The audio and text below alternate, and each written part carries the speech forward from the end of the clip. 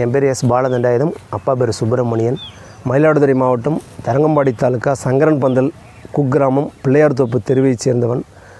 நாங்கள் அடிப்படையில் ஒரு விவசாய கூலி குடும்பத்தை சார்ந்தவர்கள். என் தந்தையார் தாயார் 2 பேருமே விவசாயி தான். 2 பேருமே இறந்துட்டாங்க. தாயார் புற்றுநோயால் கடந்த 2017ஆம் ஆண்டு இறந்து விட்டார். எனக்கு திருமணமாகிவிட்டது. நான் 2004ஆம் ஆண்டு அரசு மேல்நிலைப்பள்ளி சங்கரன் பந்தலில் 12ஆம் வகுப்பை படிப்பு முடித்து மேல் படிப்பு படிக்க முடியாத ஒரு சூழ்நிலையில் குடும்பத்தின் வறுமை நிலை காரணமாக என்னை மேல் படிப்பு தொடர முடியலை. அதன் பிறகு நான் சுமார் ஒரு 2 ஆண்டுகள் எனது சகோதரர் கொத்தனார் வேலைக்கு போகிறாரு. அவர் கூட சேர்ந்து சின்ன சின்ன கூலி வேலைக்கெல்லாம் போய்கிட்டு இருந்தேன். மீண்டும் வழக்கறிஞராக படிக்கணுங்கிறது சின்ன வயசுலேயே ஆசை.